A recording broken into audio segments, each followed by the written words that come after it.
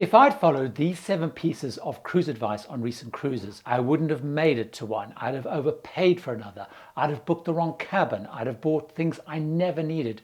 And much worse, as you'll discover. Welcome aboard. I'm Gary Bembridge, and here's what cruise advice you should ignore and why. Susan, a first-time cruiser, emailed me last week saying she'd booked a cruise directly with one of the premium lines, only to see it much cheaper via an online travel agent a few days later. The cruise line would not match that price when she asked them to. Susan had followed some advice she'd seen saying book direct, as she would get the best price that way. Unlike hotels like, say, the Hilton Group, who promise that they will give you a better deal when booking direct, this is not true in cruising at all. Booking via a travel agent will get you, at worst, the exact same fare, and quite often cheaper with more added extras, for example. That's one reason that I always do it. Agents are extremely important to the cruise line for the amount of bookings they generate, and they do not and never undercut them. They often even give them special promotions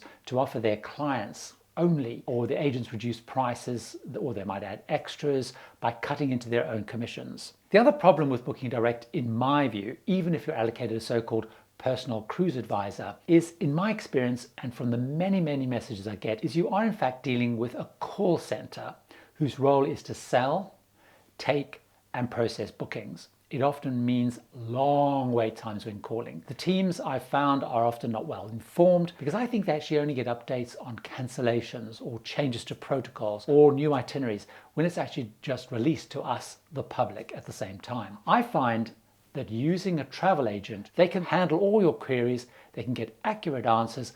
I don't have to call the line, I don't have to hold on, I can just leave it all up to my agent to sort it all out. Agents, certainly in my experience, seem to have different contacts with the lines who have more information and, importantly, the ability to make decisions. Don't, though, just move from booking direct to booking via an online cruise travel agent, because that also basically means a call center, no individual contact, and all the same problems.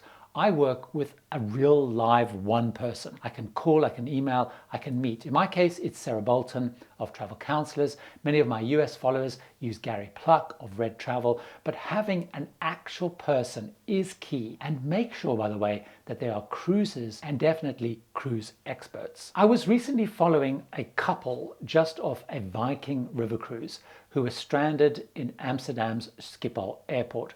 This happened when British Airways had a bit of an IT meltdown and they cancelled loads and loads of flights. They'd booked their own flights and were now desperately trying to contact the overwhelmed airline, line up in long customer service queues, and they were getting really stressed. Now, if they had booked their flights via the cruise line, then the line would have done all of that and found new flights to get home. They could have sat back, waited, and left it to them. Now, if you wrongly, for example, in my view, fly in on the day of your cruise and flight delays mean you miss the departure of the ship, but again had booked flights via the line, they will arrange to get you to join the ship at the first port, importantly covering all of those costs. Now, I used to book my own flights and pre-stay hotels, but no longer. If the cruise line flight and hotels are more costly than booking myself, my travel agent then builds a package of flights and hotels, which certainly in the UK, through the Atoll package tour rules, provides that same protection. So when my flights, for example, via Amsterdam to Panama City to join Oceania Cruise were cancelled at really short notice, she had to find new flights to get me there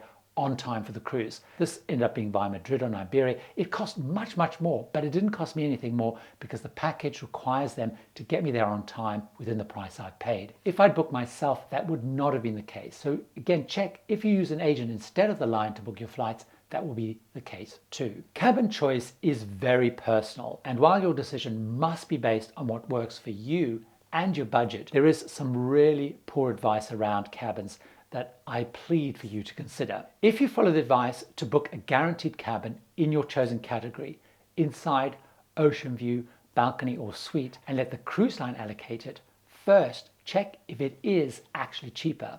For example, the default on Holland America, who I just booked a Japanese cruise on, is a guaranteed cabin. However, for the same price, I could actually choose my own cabin. Second, will you be okay if the cabin that's allocated to you is above the nightclub with music into the early hours, or below the pool deck where, as I found when I last took a guaranteed cabin, I was woken early mornings by scraping of deck chairs as it was set up. If those kind of things don't bother you, then do it. If they do, then don't. And next, be sure you do not mind where on the ship you are. For example, if you are prone to seasickness, it may be better to book and choose a cabin midship rather than at the front or rear with more movement, which you may get if you book a guaranteed cabin. Now, many people advise accepting the auto upgrade option when booking. If you've chosen your cabin like I do, I don't, because I usually don't have the option to say yes or no to any upgrade. Sylvia, for example, messaged me recently. She'd not opted out of auto upgrade and was moved from her carefully chosen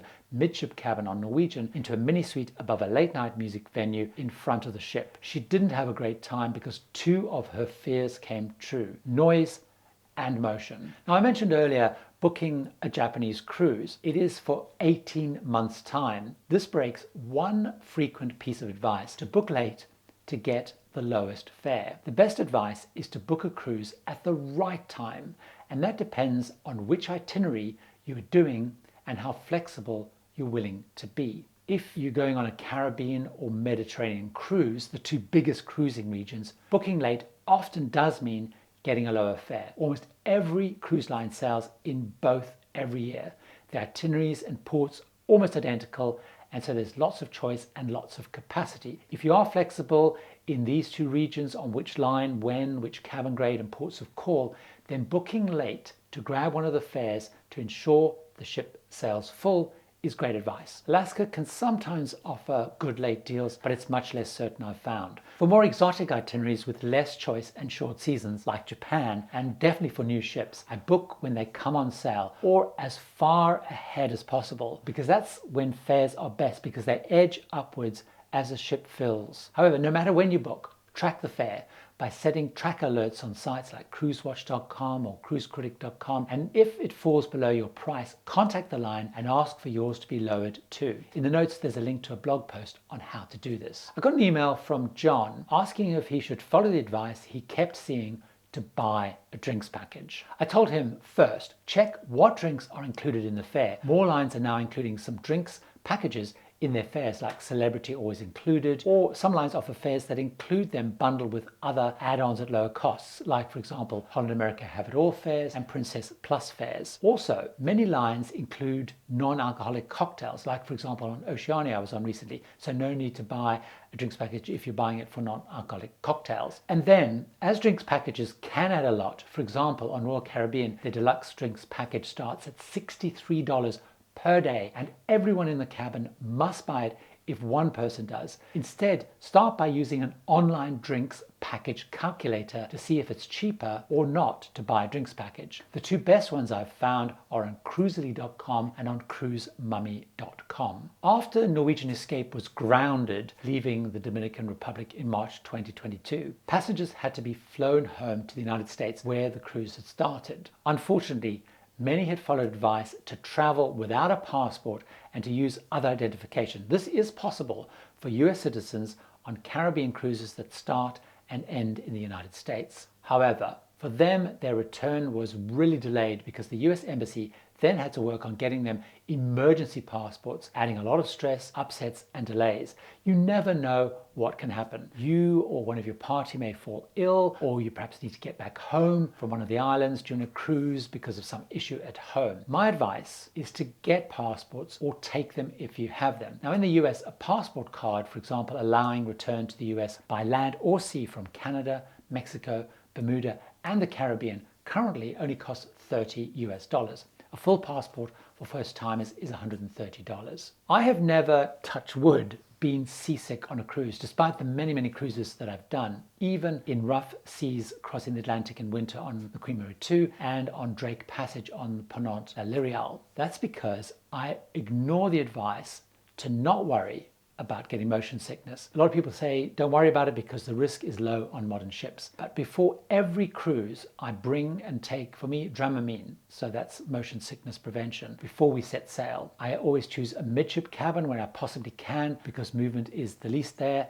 And I also know that the medical center can offer me a much more powerful solution through an injection if I do get seasick. So that gives me added reassurance. So while newer and bigger ships do move about less in many ocean conditions due to their size and improved technology, they still can move about a lot in rough seas, and that can happen anytime on any itinerary. So if you are prone to motion sickness or are concerned, my best advice is to book a cabin as low down as you can in the middle of the ship and take either medication or the behind the ear medicated patches that are available normally from pharmacies. Some of them do have to be prescribed. I have never used them, but what I would say is the doctor, all the crew and the expedition team on my Antarctica trip did, and they sail the roughest seas in the world for 4 months of the year. So that probably says everything about what works. If you found this interesting and want to know 7 more things that other smart cruisers do, watch this video where I start with the most helpful thing I learned from them.